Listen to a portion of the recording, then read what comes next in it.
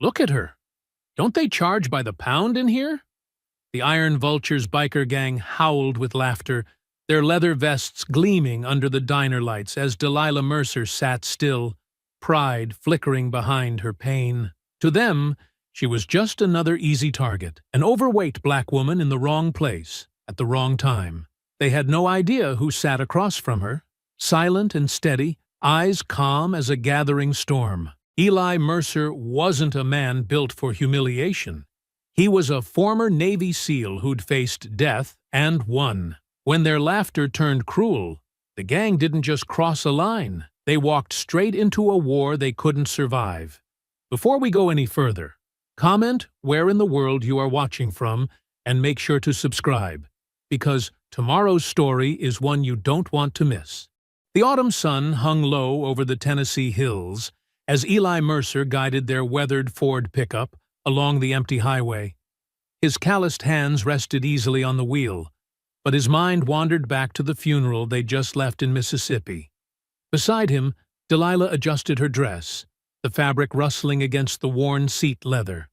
"I still can't believe Marcus is gone," Delilah said, her voice thick with emotion. 20 years of friendship. Just— She shook her head, unable to finish. Eli nodded, his jaw tight. "He was a good man. One of the best nurses I ever knew." "My mentor," Delilah sighed, dabbing at her eyes. "Lord, I'm hungry. We haven't eaten since dawn." The pickup's engine hummed steadily as they passed faded billboards and browning cornfields. After 3 hours of driving, the sight of Mason's Diner's neon sign glowing against the darkening sky was like a beacon. "Only place open on a Sunday afternoon," Eli observed, turning into the gravel parking lot. The tires crunched over loose stones as he parked between a rusty pickup and a gleaming Harley-Davidson. The diner's bell chimed as they stepped inside. The smell of coffee and fried food hung in the air, but the comfortable diner chatter died instantly. Heads turned, conversations stopped mid-sentence, and silverware clattered against plates as patrons stared. Delilah straightened her spine, holding her head high as they made their way to an empty booth. The vinyl seats squeaked under their weight, and Eli noticed how his wife's hands trembled slightly as she picked up the laminated menu. Trudy Lawson, the waitress, stood frozen behind the counter, coffee pot suspended in mid-pour. Her pale face flickered between fear and shame before she finally approached their table, her notepad clutched tight against her chest. "What can I—" she started, her voice barely above a whisper. "What can I get you folks?" "Coffee, please," Eli said quietly. "And the special." Delilah smiled warmly, trying to ease the tension. "I'll have the same, honey, and a slice of that cherry pie I see in the case." Trudy nodded quickly and hurried away, her shoes squeaking against the linoleum floor. The diner's atmosphere remained thick with unspoken hostility, punctuated by whispered comments and disapproving glances. The bell over the door jangled again, and the temperature in the room seemed to drop. Trent Mason swaggered in, followed by 3 members of his Iron Vulture's gang. Their leather vests creaked as they moved, decorated with vulture patches and white power symbols poorly disguised as heritage imagery. Trent's boots thudded heavily against the floor as he approached their booth, beer on his breath and malice in his eyes. A spider-web tattoo crawled up his neck, disappearing into his patchy beard. His followers spread out behind him like a pack of wolves. "Well, well," Trent drawled, loud enough for the entire diner to hear. "Ain't this sweet? Big Mama and her pet monkey decided to grace us with their presence." Eli's face remained impassive, but Delilah's fingers clenched around her menu. The diner had gone completely silent now, every eye fixed on their booth. Trudy returned with their coffee, her hands shaking so badly that liquid sloshed over the cup's rims. She tried to squeeze past Trent, but he blocked her path deliberately. "Now, honey," he said to Trudy, though his eyes never left Eli. "You sure you want to serve these folks? Might be bad for business, having their kind in here." "We're just trying to eat," Delilah said firmly, though her voice wavered slightly. "Like everyone else." Trent's attention snapped to her, his lips curling into a cruel smile. "Looks like you've done plenty of that already, sister. Ain't you heard? We got weight limits in here. Structural concerns and all that." A few snickers echoed from the other tables. Eli's expression hadn't changed, but something deadly flickered behind his eyes. His hands disappeared beneath the table, curling into tight fists. "Boy," Trent spat the word at Eli, "you need to learn your place. This here's a man's establishment, and you're wearing a man's skin like it's some kind of costume." Eli remained silent, his breathing steady and controlled. Years of SEAL training had taught him to master his emotions, to channel rage into precision. But Delilah could see the storm building behind his calm exterior. Trent reached across the table, deliberately knocking Delilah's coffee cup. Hot liquid cascaded across the table and into her lap. She gasped, jumping up as the coffee soaked through her dress. The diner erupted in cruel laughter. Some patrons turned away, ashamed, but others joined in openly with Trent's display of power. Trudy pressed herself against the counter, clutching her coffee pot like a shield. Eli rose slowly from his seat, each movement measured and precise. The laughter died in patches as people noticed his stance, the perfect balance, the controlled energy of a predator. But before he could speak, Delilah grabbed a napkin, dabbing at her dress. "It's fine," she said, her voice tight with dignity. "Just an accident, right?" Trent grinned, showing tobacco-stained teeth. "That's right. Just an accident." "Clumsy me." Eli settled back into his seat, but his eyes never left Trent's face. When he spoke, his voice was soft, barely above a whisper, but it carried through the silent diner like a blade. "Delilah, finish your pie. I'll handle this." Trent's boots scraped against the linoleum as he circled their booth like a vulture. His gang members spread out, blocking the exits. One of them pulled out a phone, grinning as he started recording. "What's the matter, boy?" Trent grabbed the back of Eli's chair, giving it a rough shake. "Cat got your tongue." He shoved again, harder this time, making Eli's coffee slosh onto the table. Delilah's hands trembled as she tried to eat her pie, keeping her eyes down. Every bite seemed to fuel Trent's cruelty. "Look at her," Trent sneered, nudging one of his gang members. "Like feeding time at the zoo, ain't it, boys?"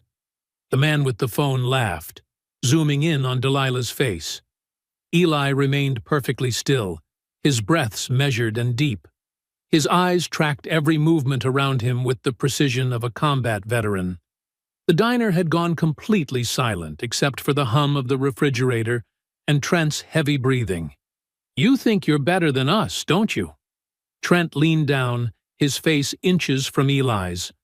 "Sitting here in my daddy's diner like you belong." His hand shot out, grabbing Delilah's plate. "Well, here's what I think about that." The plate crashed to the floor, sending cherry pie and ceramic shards skittering across the linoleum. Delilah jumped, a small cry escaping her lips. "Look at that fat sow jump," Trent howled. "Like a scared pig in a—" Eli stood. The movement was so smooth, so controlled, that it took everyone a moment to realize what was happening. His chair hadn't even scraped the floor. 1 second he was seated, the next he was upright, standing at his full height.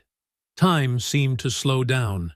Trent's mouth was still open, the rest of his insult dying on his lips as Eli's right hand shot up in a blur.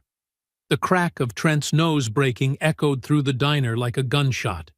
Blood sprayed across his leather vest as he stumbled backward. The gang member with the phone lunged forward, but Eli was already moving. His elbow caught the man's temple, sending him spinning. In one fluid motion, Eli grabbed his attacker's leather vest and used the man's own momentum to flip him over a nearby booth. The crash of his body hitting the table mixed with screams from other diners.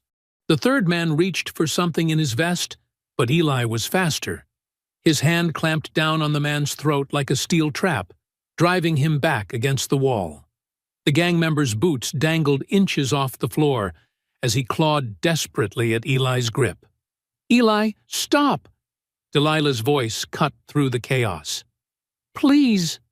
The entire sequence had taken less than 5 seconds. Trent lay curled on the floor, blood pooling between his fingers as he clutched his nose. The second man was motionless in the wreckage of the booth, and the third wheezed against the wall, his face turning purple. Eli's expression hadn't changed. No rage, no satisfaction. Just the cold efficiency of a trained warrior. He studied the man he held against the wall for a moment longer before releasing his grip. The gang member collapsed, gasping and coughing. The diner was frozen in shocked silence. Several people had their phones out now, recording the aftermath. Trudy stood behind the counter, the coffee pot still clutched to her chest, her face pale with terror. Eli straightened his shirt, brushing off invisible dust. When he spoke, his voice was calm and clear, meant for everyone in the room. "You just watched evil happen," he said, looking from face to face. "Remember that. Remember how it started. And remember how it ended." Delilah gathered her purse with shaking hands, stepping carefully around the broken plate and the groaning men on the floor. Eli placed a $20 bill on the table, smooth and deliberate, before taking his wife's arm. They walked toward the door together, their footsteps echoing in the stunned silence. Phones followed their movement, capturing every step. As they passed Trent, still curled on the floor, Eli paused. "The next time you want to test a man's patience," he said softly, "make sure you know what kind of man he is." The bell chimed as they stepped out into the parking lot. The afternoon sun had dipped lower, casting long shadows across the gravel. Behind them, they could hear the first whispers starting, the rustle of movement as people rushed to help the fallen gang members.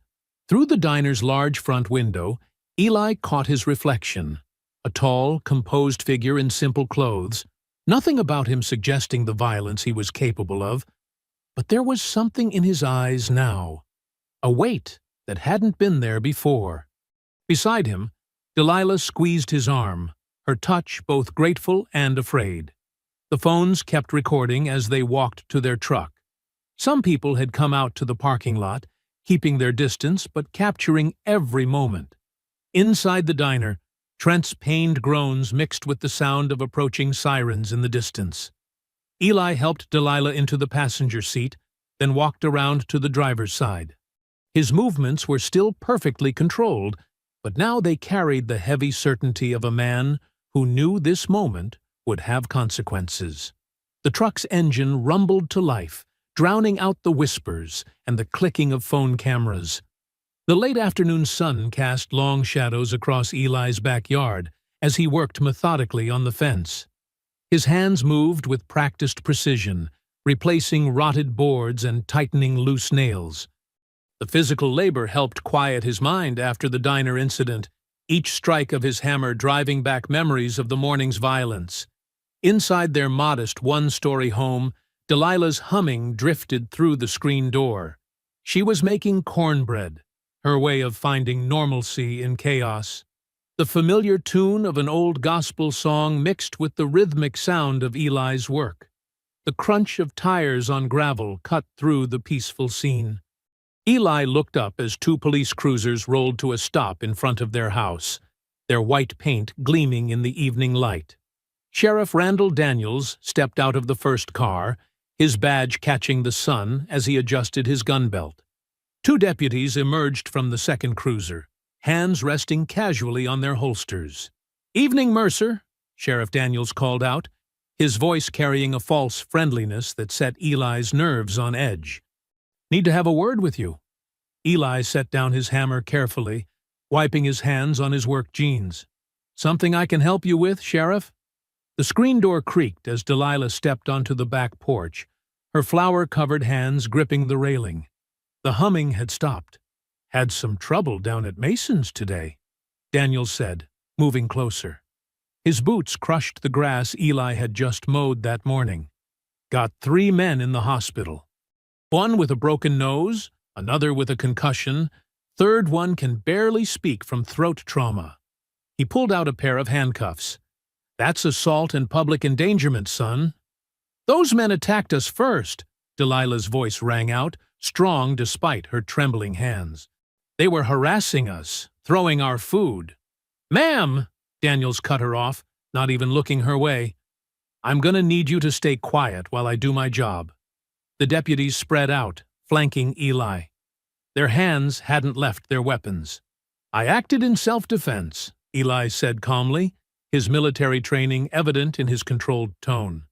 There were witnesses, phone recordings. Funny thing about those recordings, Daniels smirked. They all seem to show you attacking 3 unarmed citizens without provocation. Turn around, hands behind your back. A truck engine rumbled, and Eli caught sight of Trent Mason parked across the street. His face was a mess of bandages, but his smug grin was visible even from this distance. He raised his phone, clearly recording the moment. Don't you touch him! Delilah started down the porch steps. This is wrong, and you know it! One deputy moved to block her path, while the other grabbed Eli's wrist, twisting it roughly behind his back. The cold metal of the handcuffs bit into his skin.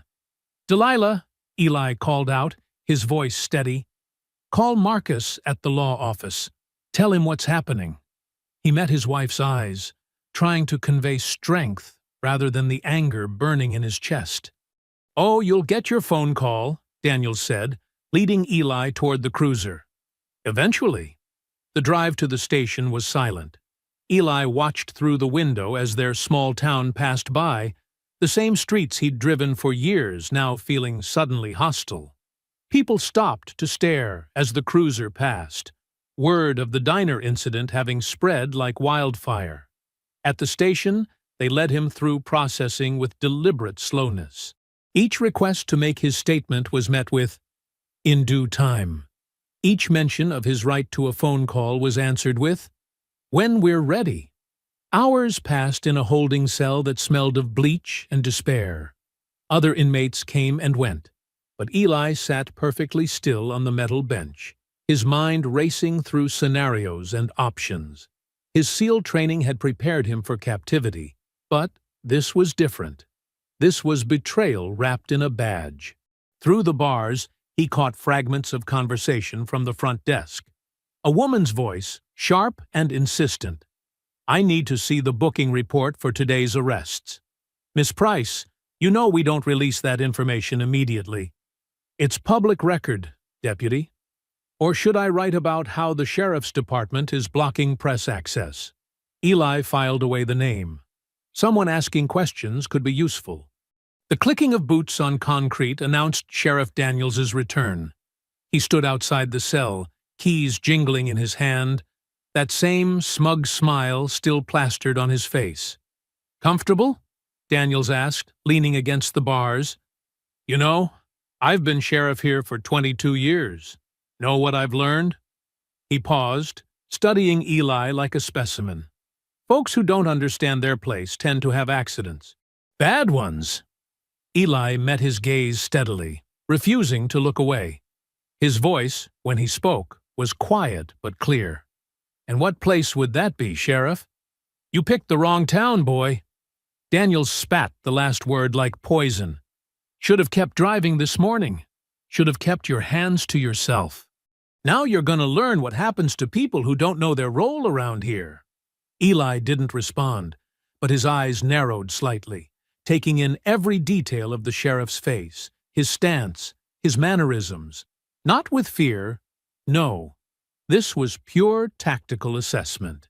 Each threat, each abuse of power was another piece of information to be stored and analyzed. The sheriff's radio crackled, breaking the tension. He stepped back from the cell, that self-satisfied grin still in place. "Enjoy your stay, Mercer. We'll get to your statement. Eventually." The morning sun beat down on the courthouse steps, as Delilah climbed them one at a time, her purse clutched tight against her chest. Inside was an envelope containing their savings, scraped together for bail money. Each step felt heavier than the last, but her chin remained high. The courthouse lobby buzzed with morning activity. Heads turned as she entered, conversations dropping to whispers. A group of older white women at the clerk's desk stopped their chatter, watching her with poorly hidden disdain. "Can I help you?" The clerk's voice dripped with fake sweetness. "I'm here to post bail for Eli Mercer," Delilah said clearly, her voice carrying across the quiet lobby. Someone snickered behind her. "Guess her boyfriend got what was coming to him," a man muttered, loud enough for her to hear. Delilah's hands trembled slightly as she counted out the money, but her voice remained steady. The clerk processed the paperwork with exaggerated slowness, making her repeat information multiple times. "District Attorney Pike's office?" Delilah asked, once the bail was posted. "I need to file a complaint about what happened at Mason's Diner." The clerk pointed down a long hallway, her lips pressed into a thin line. As Delilah walked away, laughter erupted behind her. She caught fragments of whispered slurs that made her stomach turn. The DA's office was cool and dark, wood-paneled walls lined with legal texts and hunting trophies. Owen Pike sat behind a massive desk, not bothering to stand when she entered. His suit was expensive, his manner dismissive. Delilah slipped her phone from her purse, thumbing the record button before setting it on her lap, screen down. "Mrs. Mercer," Pike drawled, "what can I do for you today?" "I want to file a formal complaint about the attack at Mason's Diner," she said, pulling out her written statement. "My husband and I were assaulted. We have witnesses." "Attack?" Pike's eyebrows rose. "The only attack I'm aware of is your husband assaulting 3 respected members of this community. They threw our food, called us names, threatened us." "Mrs. Mercer," Pike interrupted, leaning forward, "let me be frank.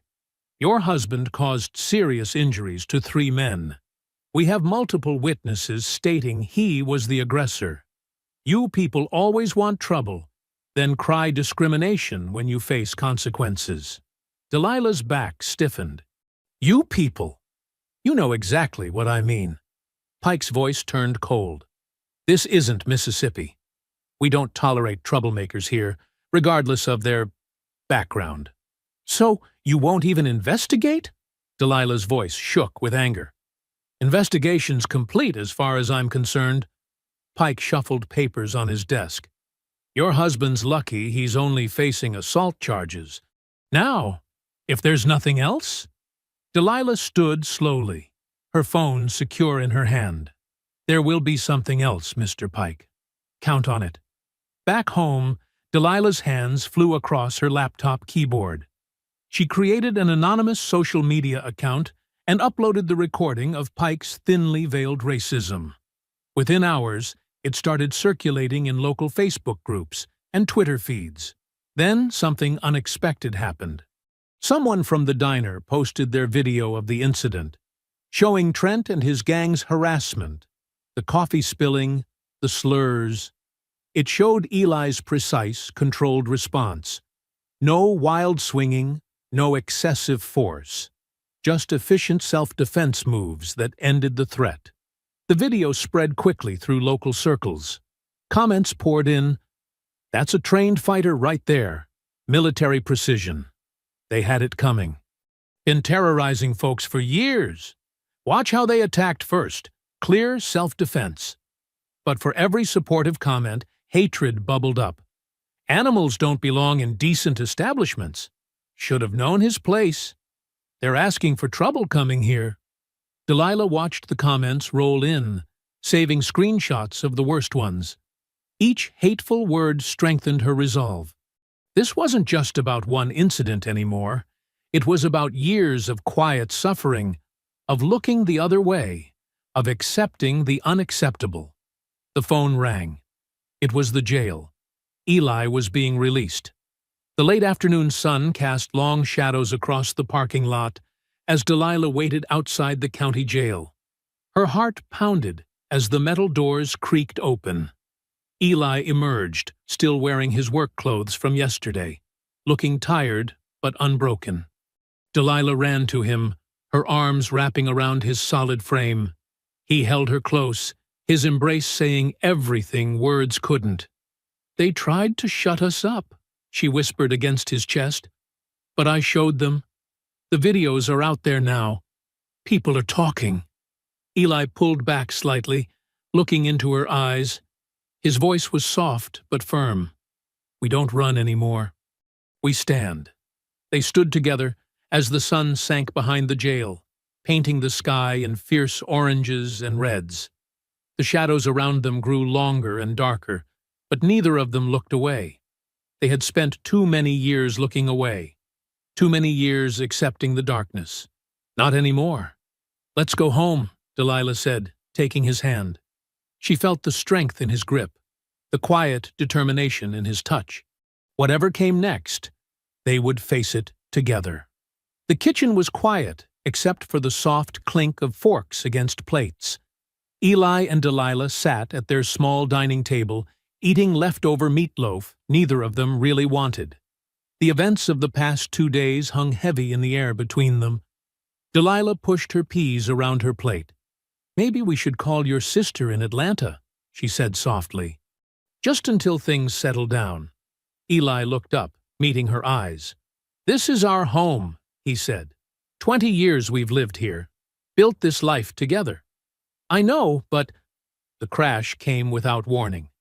Glass exploded inward from their front window, scattering across the living room floor like deadly rain. A large rock tumbled to rest against the baseboard, wrapped in paper secured by a rubber band. Eli moved with military precision, pushing Delilah down and away from the windows. "Get to the back room," he commanded, his voice tight with controlled anger. "Eli." "Now, Delilah." She hurried to their bedroom while Eli retrieved his service pistol from the gun safe. The weight felt familiar in his hands as he approached the broken window cautiously, staying low and to the side. Outside, spray-painted across their white siding in jagged red letters, "Go back to Africa." An engine roared to life. Through the shattered window, Eli caught sight of a black pickup truck peeling away, the Iron Vulture's insignia clear on its tailgate. His finger tensed on the trigger, but he held back. That's what they wanted, an excuse to paint him as the violent one. Instead, he focused on the license plate, committing the numbers to memory before writing them down. TN 847XKP. The truck disappeared around the corner, leaving only the acrid smell of burnt rubber behind. Delilah emerged from the bedroom, wrapping her arms around herself. "What did they throw?" Eli carefully unwrapped the paper from the rock. Inside was a crude drawing of a lynching, signed with the Vulture's logo. His jaw clenched as he set it aside as evidence. "We should call the police," Delilah said, though her tone suggested she already knew the answer. "Sheriff Daniels?" Eli's laugh was bitter. Might as well call his nephew Trent directly. He began sweeping up the glass, while Delilah took photos of the damage and the graffiti. They worked in practiced silence, falling into the routine of cleanup that too many black families knew too well. The phone rang, making them both jump. Delilah checked the caller ID. Unknown number. Eli took the phone, answering cautiously. "Mercer Residence." "Mr. Mercer?" A woman's voice, professional but hushed. "This is Angela Price from the Herald Tribune. We need to talk." "Not interested in interviews." "This isn't about the diner incident," she said quickly. "Well, not directly. I've been investigating the Iron Vultures for months. There's something bigger going on." Eli's interest peaked despite his skepticism. "I'm listening." "Not over the phone. Can you meet me?" "Why should I trust you?" There was a pause. "Because I've got documents showing Mayor Harlan bankrolls the Vultures through shell companies. Property records, too. Dozens of black families who've sold their land to his development corporation over the past 5 years. All at prices way below market value." Eli's mind raced. The diner was on that stretch of road. Old family properties that had mysteriously changed hands. The Jenkins family, he said slowly. They swore they'd never sell their grandmother's place. Burned down 3 years ago, Angela confirmed. Insurance claim denied. They sold to Harlan's company a week later. Where do you want to meet? Monroe Library parking lot. 1 hour. Come alone. The line went dead. Eli shared the conversation with Delilah, who immediately shook her head. It could be a trap, she said. Could be the truth, too. Eli checked his watch. Those families deserved better than being scared off their land. Delilah took his hand. We all did. They moved to the front porch, sitting in their old wooden chairs. The spray paint gleamed wet and accusing in the security light. Somewhere in the distance, a dog barked, and crickets chirped their endless summer song. Eli's hand found Delilah's in the darkness. The weight of generational trauma pressed down on them. Nights like this, stretching back through decades, through centuries.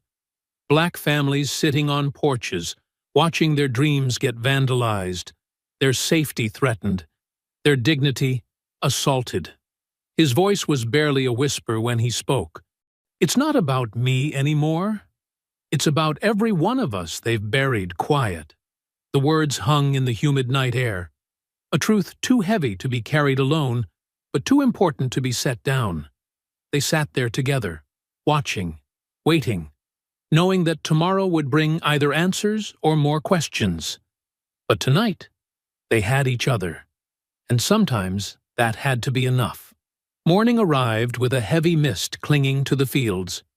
Eli pulled his old Ford pickup into the library parking lot, where Angela Price waited in her weathered Subaru. She climbed into his truck without hesitation, clutching a thick manila folder.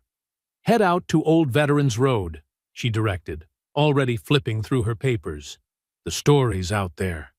They drove in silence past the town limits, where neat suburban homes gave way to overgrown fields. The mist thinned as the sun climbed higher, revealing a landscape of abandoned dreams. Stop here, Angela said, pointing to a burned-out shell of what had once been a proud farmhouse. The chimney stood like a gravestone against the morning sky. Eli pulled over, his hands tight on the wheel. The Williams place, he said quietly. Used to be the best peach orchard in 3 counties. Burned down last spring. Angela held up a fire report. Ruled accidental. Faulty wiring. Just like the 6 other houses on this stretch that went up in flames over the past decade. They got out, gravel crunching under their feet. The charred skeleton of the house loomed before them, its windows like hollow eyes.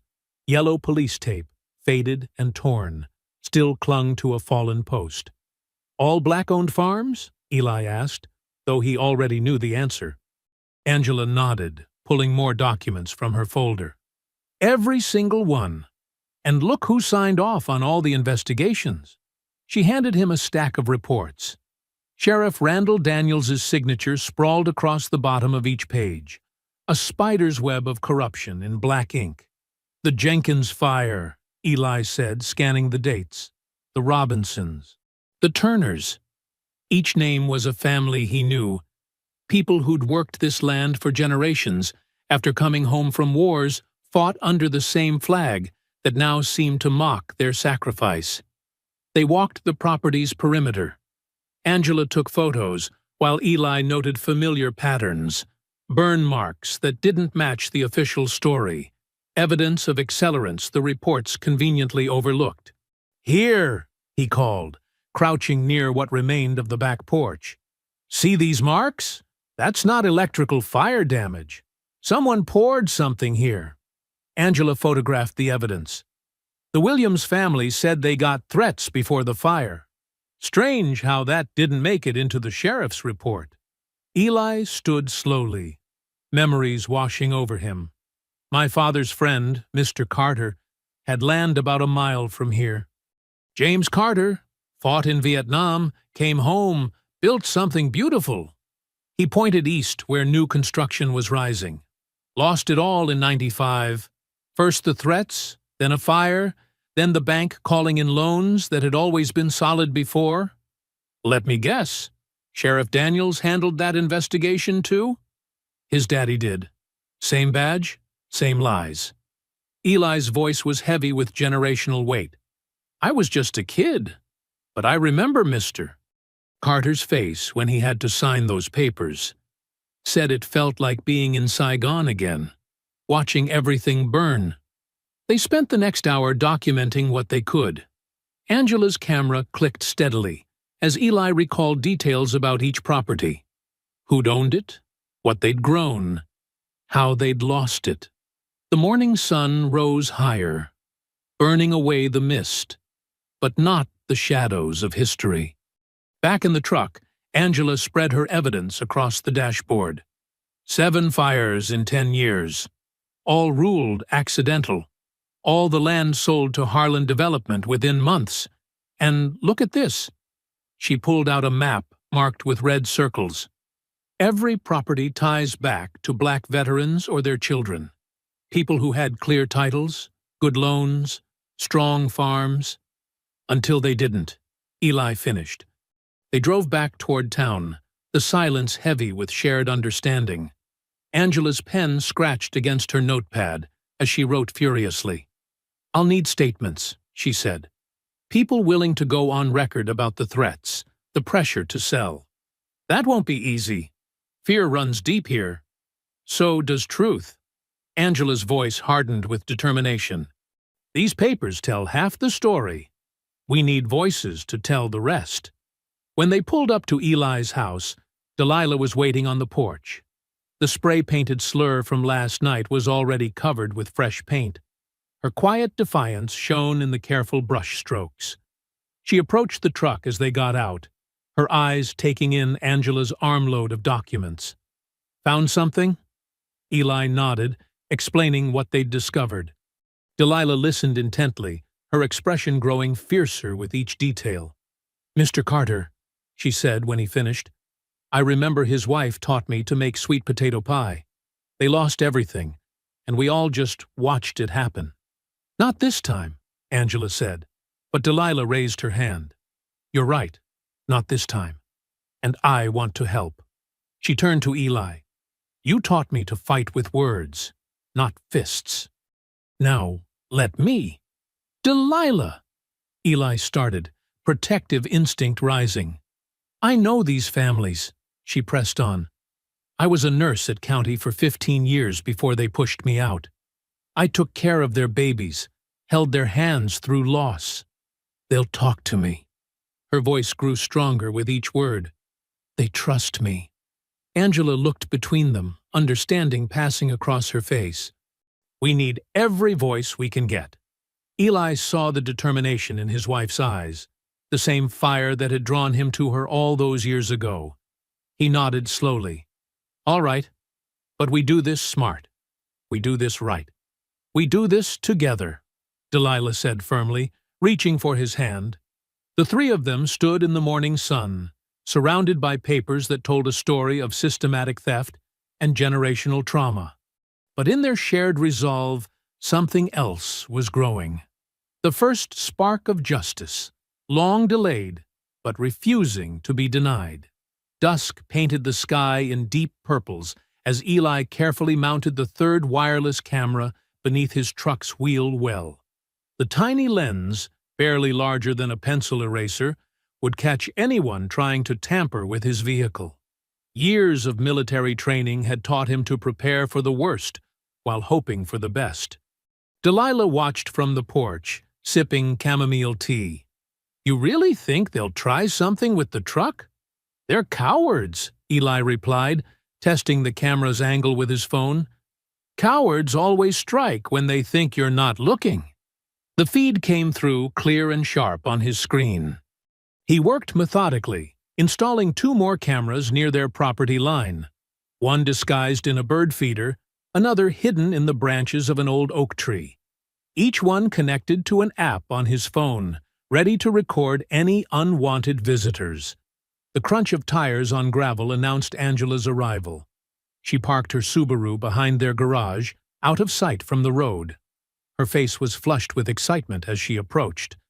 "I did it," she whispered, though no one was around to hear. "Got into the records office today. Told them I was writing a fluff piece about the town's development history." Eli finished securing the last camera. "What did you find?" "More like what didn't I find?" Angela pulled out her notebook. "Every zoning file from the past 15 years, gone. Shredded last month, supposedly for space reasons. But get this, I caught Betty, the old clerk, on her lunch break. She's retiring next week, doesn't give a damn anymore." They moved inside where Delilah had coffee waiting. Angela spread her notes across their kitchen table, speaking in hushed tones despite being alone. "Betty says Mayor Harlan's been pushing to digitize everything, but certain files never make it to the computer. They just disappear." Angela tapped her pen against a hastily drawn timeline. "The physical copies get marked for shredding, and the digital versions never exist." "Convenient," Eli muttered, studying her notes. "But here's the good part." Angela reached into her bag, pulling out her phone. "While everyone was at lunch, I found this in the bottom drawer of Martha Harlan's desk, the mayor's sister, who conveniently handles all the town's bookkeeping." She pulled up photos of a leather-bound ledger. Page after page showed neat columns of numbers, dates, and cryptic initials. "Look at these entries." Angela zoomed in. "IV Security Services, regular payments, every month, 20 grand a pop." "IV," Delilah said. "Iron vultures." "Exactly. And the dates match perfectly with when each of those farms burned." Angela flipped through more photos. "They're not even trying to hide it. They just figured nobody would ever look." Eli studied the images carefully. "We need the actual ledger." "Way ahead of you." Angela grinned. "I'm going back tomorrow to follow up on my story. Martha always takes a 2-hour lunch at the country club. Plenty of time to borrow it and make copies." "It's too risky," Eli said. "They'll be watching you now." "They're watching you," Angela corrected. "I'm just the local reporter who writes about quilting bees and bake sales.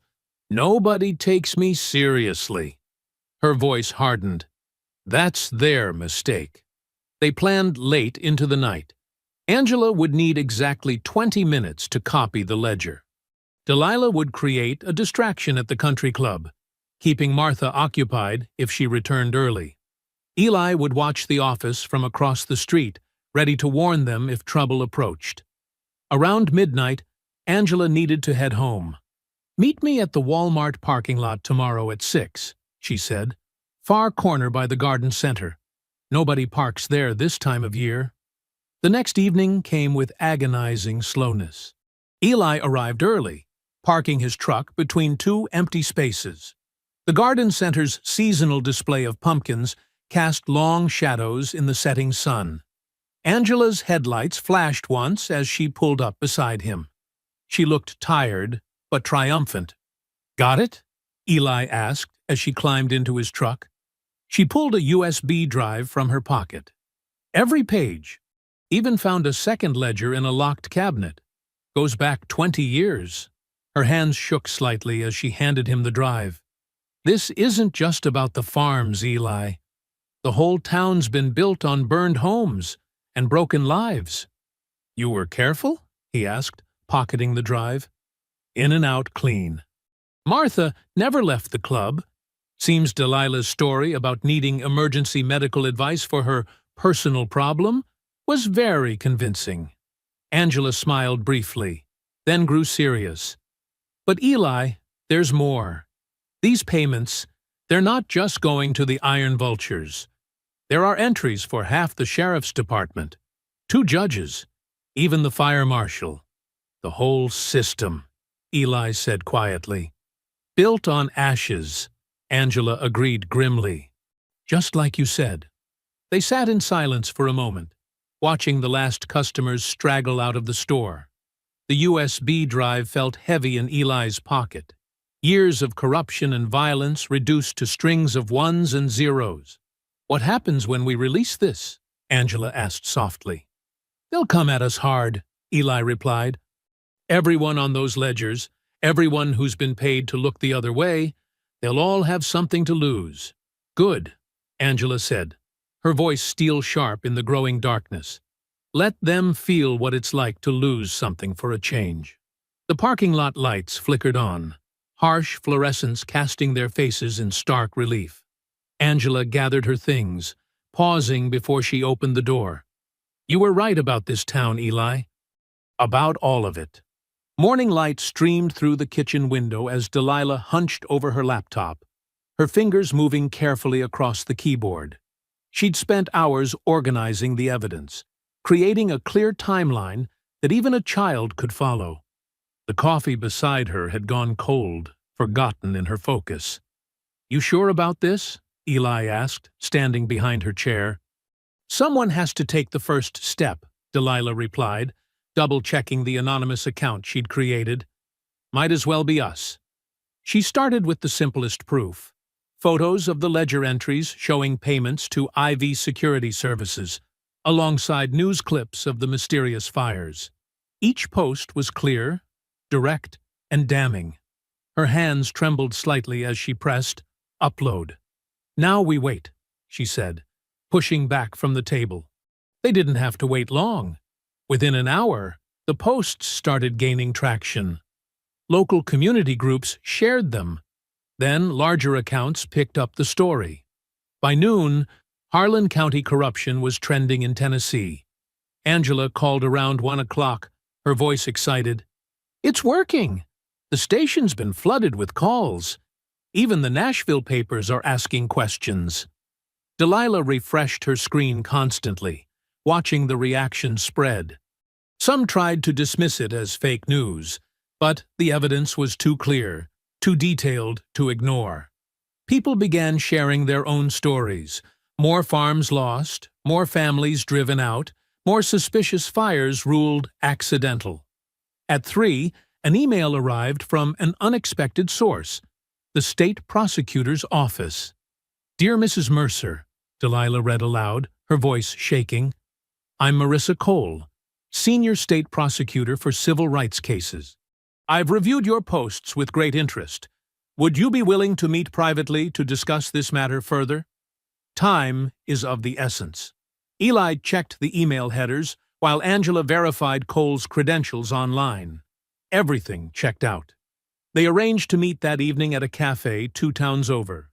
Marissa Cole arrived precisely on time, her dark suit crisp despite the late hour. She carried herself with quiet authority, her natural hair styled professionally, her expression both warm and serious. "Thank you for coming," she said, sliding into the booth across from Eli and Delilah. Angela sat at a nearby table, pretending to work on her laptop. "I've been following similar cases across the state. But yours—" She paused, choosing her words carefully. "Yours has the evidence we've been waiting for." "How do we know we can trust you?" Eli asked directly. Marissa smiled slightly. "Because I grew up in a town just like this one. Watched my grandfather's farm disappear the same way." She opened her briefcase, removing a thick file. "I've spent 8 years building cases against corrupt local governments. But they're careful. They know how to hide their tracks." She spread photos across the table. Other burned properties, other ledgers, other victims. "Your evidence connects the dots, shows the pattern.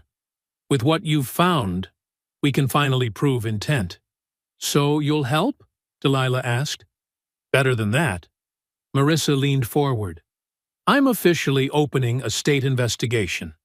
As of this afternoon, every document in that town hall is legally protected. They can't shred anything else without facing federal charges." Hope bloomed in Delilah's chest. Fragile, but real. For the first time since the diner, she felt like they weren't fighting alone. Later that evening, they invited Angela over for dinner. The kitchen filled with the smell of Delilah's famous pot roast as they shared their first relaxed meal in weeks. Angela brought wine, and even Eli allowed himself a small glass. To justice, Marissa had said before leaving. It's slow, but it's coming. Those words hung in the air as they ate, adding flavor to every bite. Delilah told stories about her nursing days, making them laugh with tales of stubborn patience. Angela shared embarrassing stories from her early reporting years. Even Eli cracked a few smiles, the tension in his shoulders easing slightly. "We should do this more often," Delilah said, serving second helpings. "When all this is over." "When we win," Angela corrected, raising her glass. The conversation flowed easily, punctuated by genuine laughter. The kind that comes from relief, from friendship forged in struggle, from the simple pleasure of good food and better company. "Anyone want coffee?" Delilah asked as she cleared the plates. "I'll help," Angela offered, following her to the kitchen. They chatted while measuring coffee grounds, their voices mixing with the gentle clink of cups.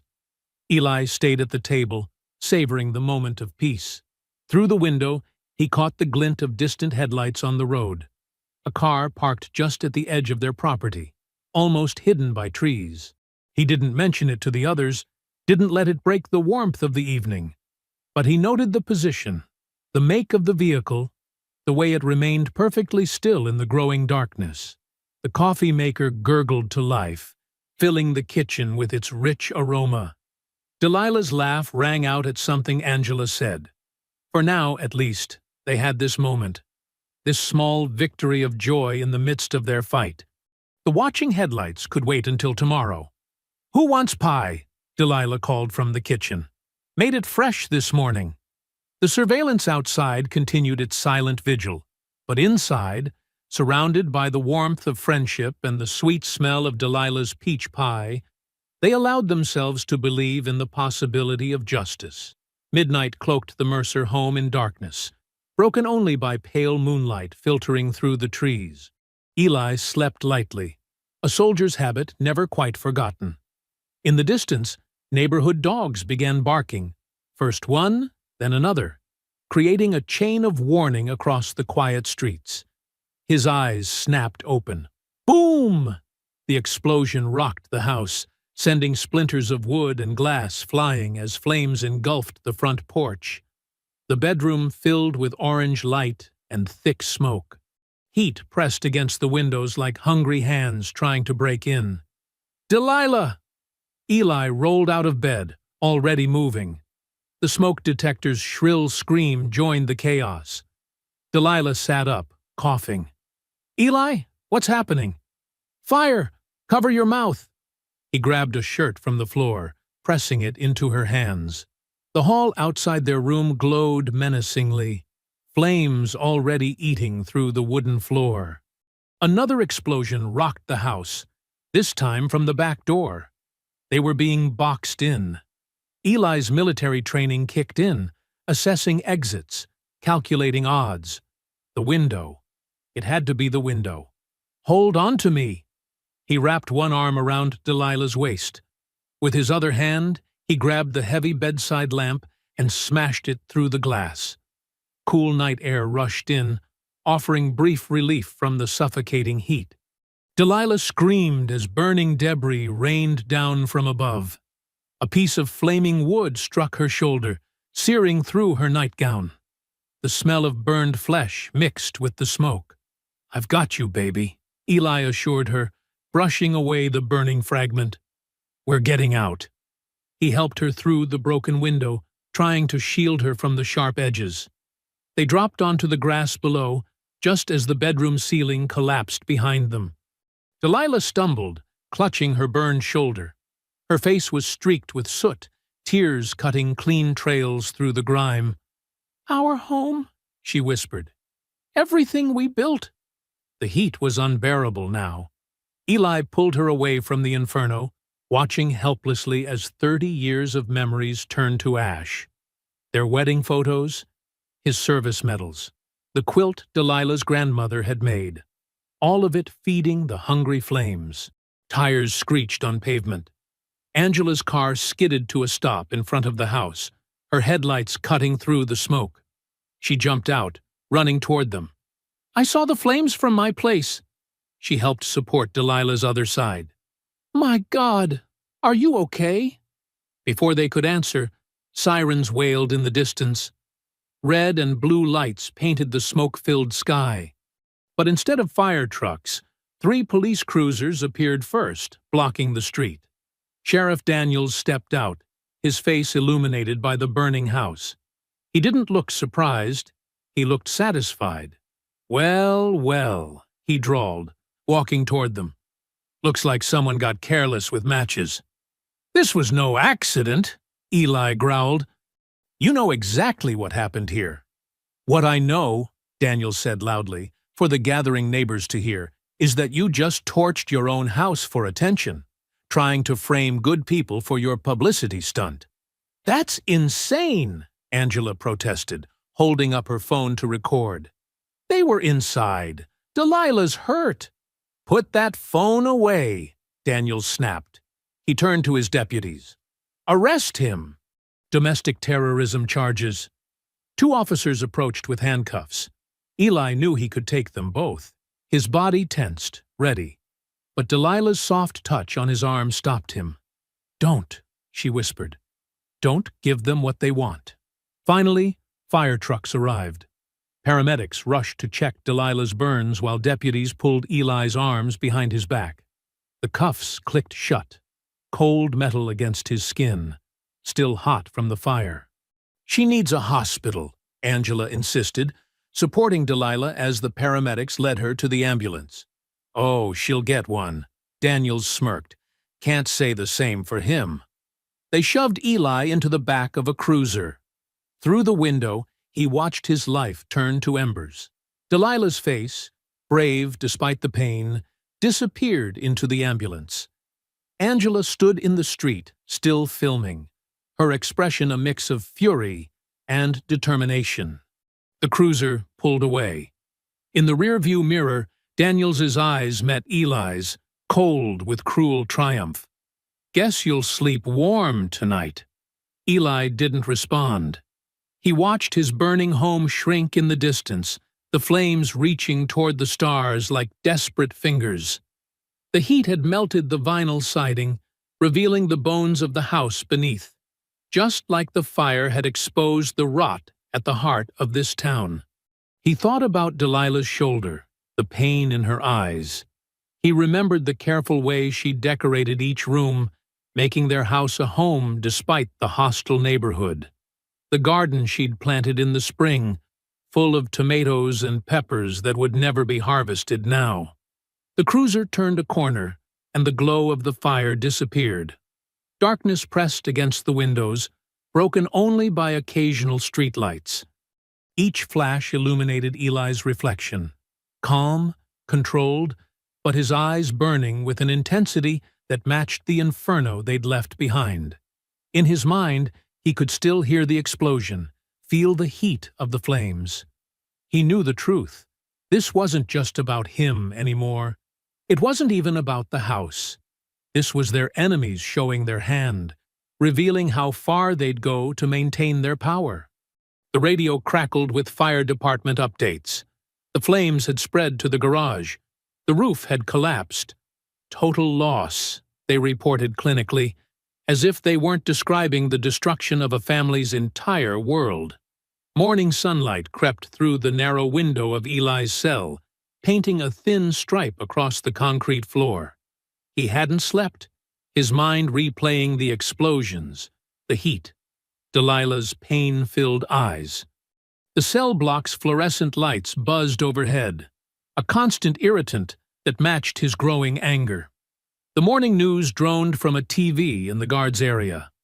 "Local man suspected of arson." He caught fragments of the story, his name dragged through mud, painted as a desperate man seeking attention. No mention of the history of fires targeting black families. No questions about why he'd burn his own home with his wife inside. A guard dropped a newspaper through the bars. The headline screamed, "Veteran torches home in racial hoax." Below it, a photo of his burning house, and Sheriff Daniels quoted extensively about troublemakers and outside agitators. Eli's hands trembled as he read. Not from fear, from rage. He needed to know if Delilah was okay, if Angela had made it home safely. The phones were broken when he asked to call. No visitors allowed. Complete isolation. He pulled out the small piece of paper he'd managed to hide, a gum wrapper with a phone number scratched on it. He'd memorized it years ago, never thinking he'd need it. The number belonged to Marcus Wynne, his old SEAL teammate. They hadn't spoken in years, but some bonds never broke. Deputy Carl Jenkins passed by on his rounds, younger than most here, with eyes that carried doubt instead of hatred. Eli had noticed him watching, thinking, questioning. "Deputy," Eli called softly. "My wife. Is she—" Jenkins glanced around before answering. "ICU. Burns and smoke inhalation. Stable." He hesitated. "Reporter lady who was helping you. Nobody's seen her since last night." Eli's stomach tightened. Angela missing. Delilah hurt. His world burning down while he sat in a cage. "Could I make one call?" Eli asked. "Just one." Jenkins looked torn. "Phones are down." "Your cell phone, then, please. I served this country for 20 years. The deputy's face shifted. He reached for his pocket, then stopped. "They got cameras everywhere now, but—" He slid a paper and pencil through the bars. "Write what you need. I'll handle it." Eli quickly wrote Marcus's number and a coded message they'd used in combat. "Spider web. 3 clicks south. Bring rain." To Marcus, it would mean trapped, need extraction, bring heavy support. Jenkins tucked the paper away and moved on. An hour passed. 2. Eli did push-ups in his cell, keeping his body ready. His mind calculated angles, exits, weak points. The SEAL in him never truly slept. The TV droned on. A press conference now. Mayor Harlan speaking about maintaining order and dangerous elements. The corruption was so blatant, it was almost beautiful, like a snake sunning itself in plain view. Near noon, Jenkins returned. He slipped a small flash drive through the bars. "Found this in evidence. Thought you should see it." His voice dropped. "They killed my cousin Tommy same way. Burned him out when he wouldn't sell his land. I was just a kid. Nobody did nothing." Eli palmed the drive. "Why help now?" "Because somebody's got to end it. All of it." Jenkins straightened up, resuming his official posture. "State prosecutor's been asking questions. Maybe this time it's different." The afternoon crawled by. Eli couldn't access the drive's contents, but its weight in his pocket felt like hope. He thought about Delilah in the hospital, fighting alone. About Angela somewhere out there, hopefully safe. About all the others before him who'd faced this same fire. At 4 o'clock, commotion erupted in the booking area. Voices raised, papers shuffled. Footsteps approached his cell. "Mercer," a guard called. "Bail's been posted. Anonymous source." Eli stood slowly. He knew who it was. Marissa Cole, the state prosecutor, moving pieces carefully. As they processed his release, he caught Jenkins's eye. The deputy moved close, pretending to check his paperwork. "They're planning to finish it tonight," he whispered. "Whatever you're going to do it fast." Eli nodded slightly. Outside, the late afternoon sun felt strange on his skin. The town looked different now. Every shadow potentially hostile, every passing car a threat. But he had what he needed. Evidence on the drive, Marcus surely moving pieces into place, and now Marissa Cole's invisible hand opening doors. He walked calmly down the street, aware of eyes watching from the sheriff's office. Let them watch. Let them think they had him running scared. The time for fear was over. A text message buzzed on the cheap phone they'd returned to him. Unknown number. Hospital. Room 412. She's asking for you. Delilah. His heart ached to run to her, but he forced himself to walk normally. One foot in front of the other. A man just released from jail, heading to see his injured wife. Nothing suspicious about that. But inside, plans were already forming. The flash drive felt heavy in his pocket. Evidence of corruption finally caught on camera. Marcus would have received his message by now, calling in favors, gathering resources. And somewhere out there, Angela was hopefully doing what she did best, finding the truth and getting ready to share it with the world. They thought the fire would silence him. Instead, it had burned away his last hesitation. The old Eli might have tried to work within the system, might have hoped for justice through proper channels, but that Eli had watched his home burn while his wife screamed in pain. That Eli was gone, replaced by something harder, something that remembered every lesson combat had taught him about surviving when the odds turned deadly. The evening air hung heavy with summer heat as Eli crept through back alleys toward the old Miller property, a forgotten farmhouse on the edge of town where Angela had set up her safe house. His military training took over, each movement precise and silent, watching for tails or surveillance. The house looked abandoned, windows dark and yard overgrown. But Eli spotted the subtle signs: fresh tire tracks partially covered, a dim glow from a basement window. He tapped their coded knock on the back door. 3 quick, 2 slow. Angela opened it carefully, baseball bat in hand. The sight of her made his breath catch. Her left eye was swollen shut, lip split, defensive bruises on her arms. But her good eye blazed with determination. "They jumped me outside the courthouse," she said, letting him in. 3 of them. Didn't expect me to fight back. She managed a pained smile. "Got some good hits in, though. Broke one guy's nose." The basement was transformed into a makeshift command center. Laptops hummed, papers covered folding tables, and a police scanner crackled quietly in the corner. Marcus Wynn sat at one computer, his massive frame making the chair look tiny. He stood when Eli entered, embracing him in a quick, fierce hug. "Should have called me sooner, brother," Marcus said. His voice was soft, but carried the weight of their shared combat history. "Got here as fast as I could." Eli nodded, throat tight. Having Marcus here changed everything, not just his skills, but the absolute trust forged in combat. "Thanks for coming." Angela pointed to a stack of folders. "This is what they tried to stop me from finding. Land records going back 20 years. Every black-owned property they've seized through intimidation or arson. Bank transfers. Shell companies." She shuffled through papers. "Mayor Harlan's fingerprints are all over it. But he's careful. Always 1 or 2 layers of separation." Eli studied the documents. Property after property, family after family forced out through legal means or violence. His hands clenched. "We need more than paper. We need them to incriminate themselves." "Mayor's annual fundraiser gala is tomorrow night," Angela said. "Every powerful person in the county will be there. All the players in one place." Marcus pulled up blueprints on his laptop. "Already scouted the venue. Security's minimal. They're not expecting trouble at their fancy party. I can get us access, plant cameras." "Not just cameras," Angela added. "Live stream everything. Multiple feeds, impossible to shut down quickly. Once it starts broadcasting, the whole world sees what happens." Eli paced the room, mind racing through scenarios.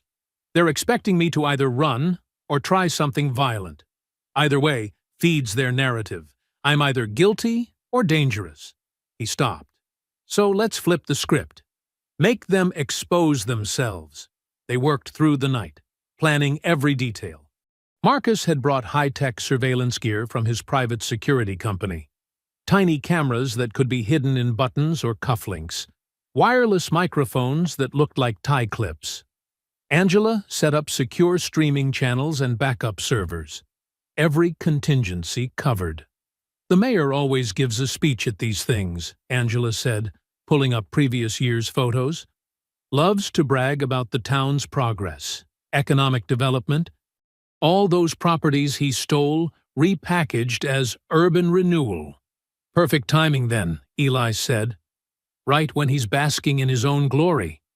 Marcus cleaned a handgun with mechanical precision, his movements automatic after years of training. You know they'll have armed security, probably off-duty cops, guys itching for an excuse. That's why we don't give them one, Eli replied. No weapons, no threats. Just truth, broadcast live where they can't bury it. Angela touched her bruised face gently. They're scared. That's why they're getting sloppy, resorting to violence in the open. They feel their control slipping. Fear makes people stupid, Marcus agreed. Makes them forget themselves, show their true faces. Eli sorted through surveillance photos, the mayor glad-handing at events, the sheriff's suspicious meetings, iron vultures intimidating people in broad daylight. Such arrogant confidence in their own untouchability. Delilah's still in the hospital because of them, he said quietly. Others lost everything. Some died. Also, these men could play kings of their little kingdom. He looked at his friends. Tomorrow night, the kingdom falls. They worked methodically, checking and rechecking equipment. Marcus modified a server rack to fit in a catering van. Angela wrote code to mirror the stream to hundreds of sites simultaneously. Eli memorized blueprints and practiced with the hidden cameras until every movement felt natural. Near dawn, they finally paused for coffee. The basement walls were covered in photos, documents, and diagrams, a web of corruption laid bare. 20 years of injustice about to be exposed in one night. You know what happens after, Marcus said. Win or lose, this town won't be safe for you anymore. Eli nodded. It hasn't been safe for a long time. We just pretended it was. Angela checked her feeds one last time. Everything's ready. Multiple angles, backup power, secure connections. She looked at Eli. They wanted to make an example of you. Scared people into staying quiet. They wanted a spectacle, Eli said softly, checking the hidden camera in his tie clip. Let's give them one. The morning sun began to creep through the basement windows. In 12 hours, the mayor's gala would begin. All those powerful people gathered to celebrate their own success. Unaware they were walking into their own exposure. Eli touched the bandage on his arm, where glass from his burning home had cut him. Some wounds needed to be shown to the world to heal. The neon sign of Mason's Diner flickered against the dark Tennessee sky, casting an eerie red glow across the empty parking lot. Trent's motorcycle roared into view, followed by the rumble of his gang's bikes. They scattered gravel as they skidded to a stop, their chrome pipes still hot and ticking in the night air. Eli's black truck pulled up quietly behind them, its headlights cutting through the darkness. He stepped out, his movements measured and precise. The same diner, the same players. But this time, everything was different. His phone was already recording, broadcasting live to thousands who had witnessed Trent's confession at the gala. You should have stayed down the first time, boy, Trent shouted, his voice cracking with fear disguised as bravado. His nose still showed the crooked evidence of their first encounter. Eli said nothing. He walked forward, his boots crunching on loose gravel. The wind picked up, carrying the smell of rain. Behind him, lightning flashed across distant clouds. The iron vultures, 8 of them now, formed a half-circle around their leader. They pulled out chains, brass knuckles, and switchblades. The weapons glinted in the neon light, but their hands shook. They had seen what Eli could do. "Inside!" Trent barked at his men, backing toward the diner's entrance. "We finish this where it started." The bell above the door chimed as they burst in. The late-night waitress screamed and ran out the back. Chairs scraped across linoleum as the few customers fled. Eli followed them in, calm as still water, deadly as undertow. "You're streaming this?" Trent laughed nervously. noticing Eli's phone propped on the counter. "Let them watch. Show them what happens to people who don't know their place." Eli finally spoke, his voice low and steady. "You're right. Let them see exactly that." The first attacker came at him with a chain. Eli stepped inside the swing, caught the metal links around his forearm, and yanked. The man flew forward into Eli's knee, crumpling with a wet crunch. One down. Two more rushed him from opposite sides. Eli moved like liquid shadow between them, letting them tangle with each other. A quick elbow to one's temple, a sweep of the legs for the other. Their heads cracked together on the way down. 3 down.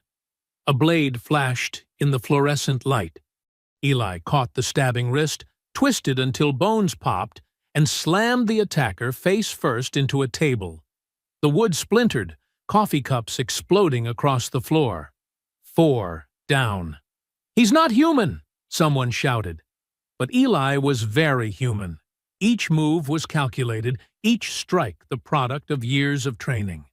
He wasn't fighting with rage. He was executing a mission. These men had terrorized his community for too long. The diner that had served hate was about to serve justice.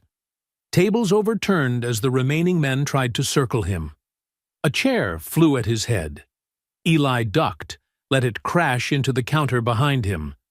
The metal napkin dispenser fell, scattering silver packets across the floor. Someone slipped on them, went down hard. Eli made sure he stayed down. 5 down. The next 2 came together, swinging wild haymakers. Eli stepped between their blows, his elbows finding pressure points, his knees striking joints. They dropped, gasping and clutching injured limbs. 7 down. Only Trent remained, backed against the same booth where he had first harassed Delilah. His face was pale, sweat rolling down his temples. The man who had seemed so big, so powerful that day, now looked small and pathetic. "My father owns this town," Trent said, his voice trembling. "You can't—" Eli crossed the distance in 2 steps. His hand shot out, gripping Trent's throat and pinning him to the wall. The phone on the counter captured everything. "Your father?" Eli's voice was steel wrapped in velvet. "Your father built his fortune stealing from black families, burning them out, killing their dreams." He increased the pressure slightly.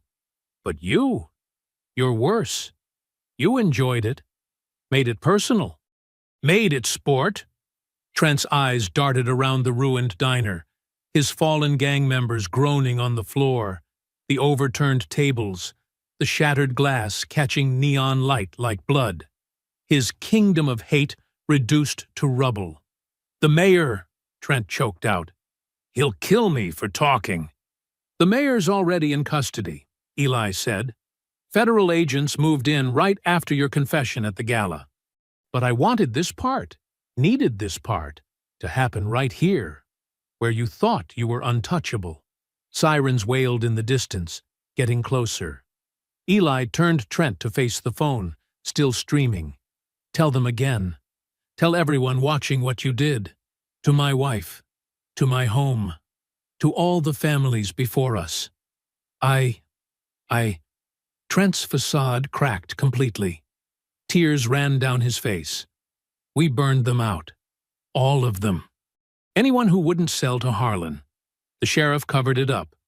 My father laundered the money. Please, please don't kill me." "Kill you?" Eli released his grip, letting Trent slide down the wall. "No. You're going to live. Live and watch everything you built crumble. Live and face every person you hurt in court.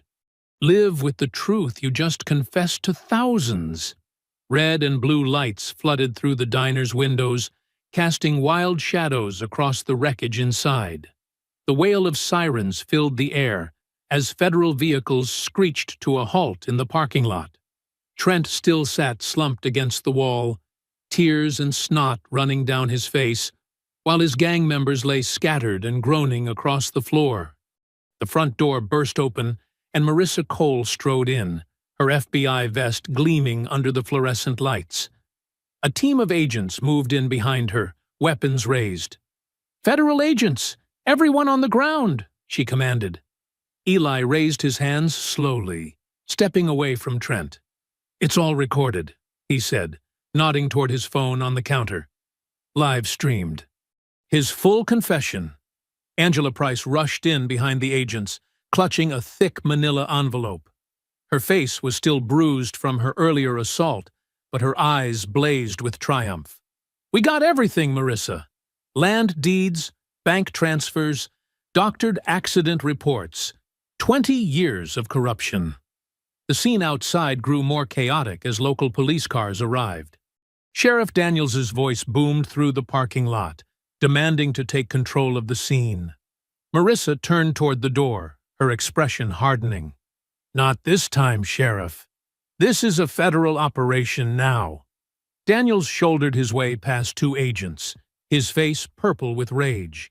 His hand moved to his holster as his eyes locked onto Eli. "You uppity son of a—" A dark blur slammed into the sheriff from the side. Marcus Wynn, Eli's former SEAL teammate, took Daniels down with practiced efficiency. The sheriff's gun skittered across the floor as they crashed into a booth. "Watch your six, brother," Marcus said, pinning Daniels with a knee to his back. "Some snakes bite when they're cornered." More agents poured in, securing the scene. They pulled Trent to his feet, cuffing him as he continued to sob. His gang members were zip-tied and lined up against the wall. Through the windows, Eli could see Mayor Harlan being led out of a black SUV in handcuffs, his expensive suit dirty and torn from resisting arrest. "Mr. Mercer," Marissa approached Eli, her voice professional but her eyes showing respect. "Your live stream reached over 50,000 viewers in the last hour. The governor's office is already calling for a full investigation into the county's leadership." Angela held up her phone, still recording. "The local news stations are picking it up now. Every major network in Tennessee will be running this by morning." She turned to Eli. "You did it. You broke their whole system wide open." Sheriff Daniels thrashed under Marcus's hold. "This ain't over. You can't—" "Can't what?" Marissa cut him off. "Can't arrest you for conspiracy? Obstruction of justice? Hate crimes?" She crouched down to meet his eyes. "We have tape of you taking bribes. Testimony from your own deputies. Bank records showing kickbacks from every suspicious fire for the past decade." The diner's parking lot had become a circus of flashing lights and gathering crowds. Local residents stood behind police tape, many holding up phones to record. Some looked shocked, others vindicated. The truth was finally too bright to ignore. Two agents hauled Trent past Eli toward the door. The gang leader could barely walk, his legs shaking. "My father," he whimpered. "Please, I want my father." "Your father's got his own problems," Marcus said, still holding Daniels down. "Whole Mason family's about to learn what justice tastes like." Angela moved closer to Eli, her voice low. "You should know. Someone leaked your service record to the press. Your medals, your commendations. The town's finding out exactly who they've been trying to run off." Eli shook his head. "That's not what this was about." "No," she agreed. "But it matters. They need to understand that the man they treated like dirt was a hero all along. Makes the shame hit harder." The sound of more vehicles approaching drew their attention. Through the glass, Eli saw a familiar car pull up. His heart stopped when the back door opened. Delilah sat in a wheelchair, pushed by a nurse from the hospital.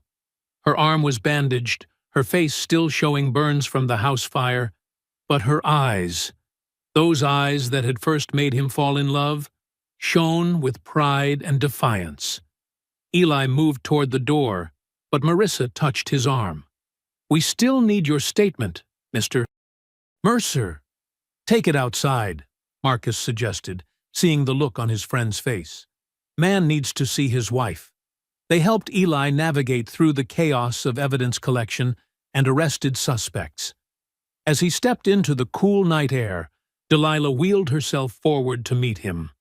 The crowd behind the police tape fell silent, watching.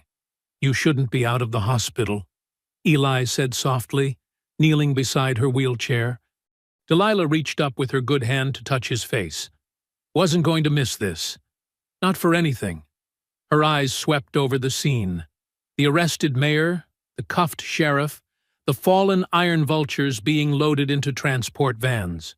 "Told you the truth would burn brighter than hate."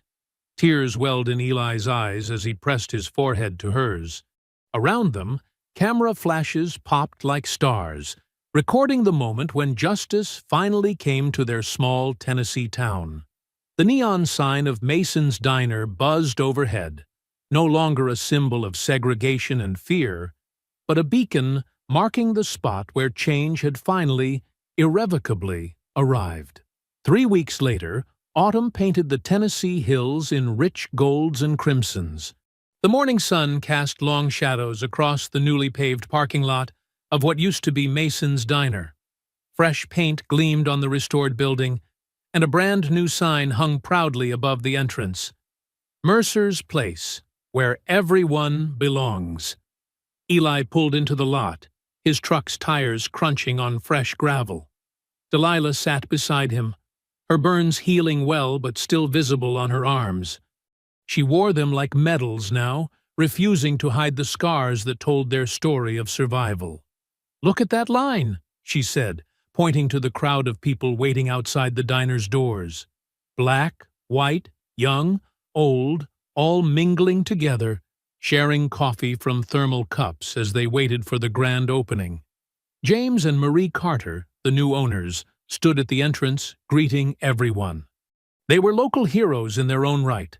Their family had lost 3 homes to mysterious fires over the years, but they'd never stopped fighting. When the truth about Mayor Harlan's land-grabbing scheme came out, they were among the first to receive compensation. Eli parked at the far end of the lot, trying to avoid attention. It didn't work. People noticed them immediately, and a ripple of whispers spread through the crowd. Some raised their phones to take pictures. "Still can't get used to that," Eli muttered.